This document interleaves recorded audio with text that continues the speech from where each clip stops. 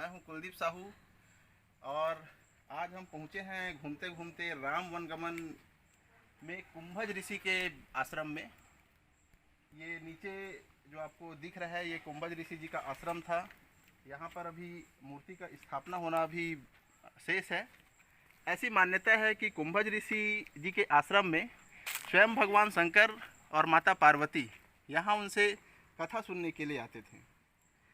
एक कहानी जुड़ा हुआ है, एक मान्यता है इन ऋषि के बारे में कि दो राक्षस बंधु हुआ करते थे, अतापी और प्रतापी। इनके बारे में कहा जाता है कि ये ऋषि मुनियों के शरीर में प्रविष्ट हो जाते थे और उनको खाकर उनकी हड्डियों से ये पहाड़ बनाते थे। इन्होंने ऐसे ही एक प्रयत्न कुंभज ऋषि के लिए किया, लेकिन चूंकि कुंभज ऋषि जी बहुत ही प्रतापी ऋषि थे, उन्होंने उनको ही नष्ट किया, उनको समाप्त कर दिया और लोगों को, ऋषि मुनियों को ये अतापी और प्रतापी नामक जो दो राक्षस बंधु थे उनसे मुक्ति मिली थी।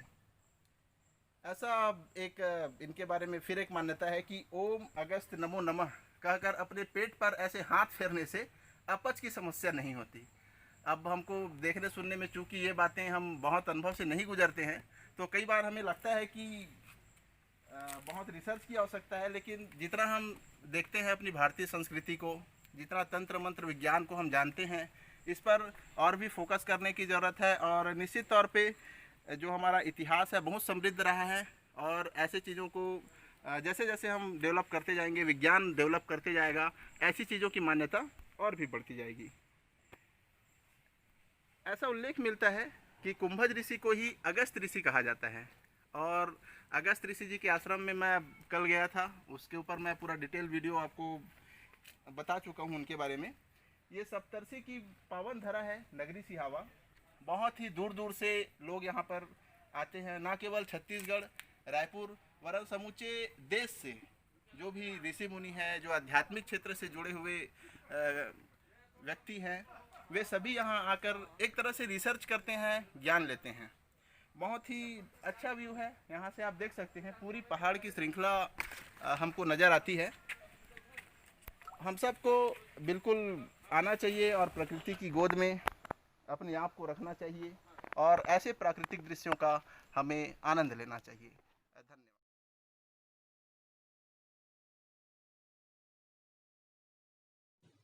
दोस्तों, इस पहाड़ की एक चोटी पर जाने के लिए हमें एक गुफा से रेंग कर जाना होता है। यहाँ जो थोड़ी हेल्दी है वो नहीं आ सकते, लेकिन ये जगह बहुत मज़ेदार था। मित्रों, हमारे साथ हैं अनूप भैया और अनूप भैया जो कि विशेष रुचि रखते हैं ऐसे क्षेत्रों को एक्सप्लोर करने में, घूमने में। बचपन से ही इनका विशेष रुचि रहा है और ये जो हमारा सप्तर्षि है यहाँ पर इनका पूरा लगभग 7 ऋषियों को ये भ्रमण कर चुके हैं। आइए इनका व्यू जानते हैं कि भैया क्या कहते हैं ऐसे पावन धरा के लिए। सबसे पहले तो नमस्कारम।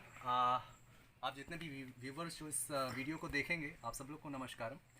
हमारा जो नगरी सिहावा क्षेत्र का एरिया है, दरअसल में इसे कहना चाहिए कि दंडकारण्य कहते हैं और नाम से ही यह जाहिर है कि एक तो यह प्राकृतिक रिसोर्सेज से रिच है, दूसरी चीज़ आध्यात्मिक संपदा भी हमारे यहाँ खूब है। सप्तऋषियों की जो भूमि है, सप्तऋषियों की जो तपस्थली है, वो हमारे इस एरिया में ही है। लगभग अगर आप 25 से 30 किलोमीटर के रेंज में अगर आप देखेंगे तो लगभग आपको सारे ही जो योगी तपस्वी जो ऋषि थे उनका आश्रम तपस्थली मिलेगा। आज इस पहाड़ में जहाँ पर आए हैं, डोंगरी पारा का पहाड़ है जहाँ पे कुंभज ऋषि जी की तपस्थली रही है। सारी चीज़ें तो हमारे भाई साहब ने आप लोगों को डिस्क्राइब की है। यह स्थान ये गांव वालों ने काफ़ी अच्छा सहेज के रखा है और यहाँ पे हम लोग जब आएंगे, वीडियो आप देखे होंगे तो आपको समझ में आएगा कि कितना ये ग्रीनरी से रिच है। तो मैं कहूँगा कि आप सब लोग कम से कम ऐसी जगहों को विज़िट करें। हमारे आसपास की जो इस तरीके की जो स्थान हैं, इन्हें और हम लोगों तक पहुँचाएँ, ऐसी मेरी आप लोगों से अपेक्षा रहेगी। बहुत बहुत धन्यवाद। दोस्तों, हमारे साथ ऋषिकेश भैया भी हैं। आइए इनका भी व्यू जानते हैं। ये भी काफ़ी इंटरेस्ट रखते हैं ऐसे जगहों को विजिट करने में, घूमने में। आइए इनका क्या कैसा लगा उनको अनुभव यहाँ पर और क्या क्या वो देखे यहाँ पर बताएंगे। नमस्कार मित्रों, हम आज कुंभज ऋषि की यात्रा पर आए हुए हैं और हम नगरी से हवा के क्षेत्रवासी बड़े ही सौभाग्यशाली हैं कि हम ऐसे स्थान पर रहते हैं जो सप्त ऋषियों की तपोभूमि है। और यह भूमि जो वास्तव में बहुत ही नैसर्गिक है, सुंदरता से भरा हुआ है। जब हम अलग अलग विभिन्न पहाड़ियों में जाते हैं, ऋषियों की गोद में जाते हैं, तो हर जगह का जो लोकेशन होता है वो एक से बढ़कर के एक होता है। बहुत ही मज़ा आता है हम लोगों को। और क्योंकि कुछ ऋषि ऐसे हैं जहाँ तक पहुँचने के लिए सीढ़ी डेवलप हुआ है, और कुछ ऋषि ऐसे हैं जहाँ सीढ़ी भी नहीं बना हुआ है, सीधे हमको पहाड़ को पार करते हुए आना पड़ता है। तो एक तरह से एडवेंचर भी हो जाता है और बहुत ही मज़ा आता है। और जो जानकार लोग हैं वो ऐसे स्थान पर आते ही हैं और आ करके देखते हैं। और चूँकि हम ये जो वीडियो बना रहे हैं इसका उद्देश्य ये है कि हमारे माध्यम से आप लोगों को पता लगे, लोगों को मालूम पड़े कि वास्तव में नगरी सी हवा की खासियत क्या है, कितने अच्छे अच्छे दृश्य हैं। यह जो क्षेत्र है हमारा नगरी सी हवा, इसमें एक तो सप्त ऋषियों की तपोभूमि है, इसके अलावा यह एक जंगल से घिरा हुआ क्षेत्र है। यहाँ डैम है, सोंढू डैम, माड़मसिल्ली डैम, दुधावा डैम। तो कहीं ना कहीं हम जो है पूरी तरह से धन धान्य से भरपूर हैं। और अभी जिस स्थान पर खड़े हुए हैं आप लोग इधर देख भी सकते हैं, काफ़ी ग्रीनरी है। और हम ऐसे टॉप स्थान पर खड़े हैं जहाँ से हमको पूरे नगरी क्षेत्र को कवर करते बन जा रहे हैं। हम पूरे नज़ारा को बहुत अच्छे तरीके से देख पा रहे हैं।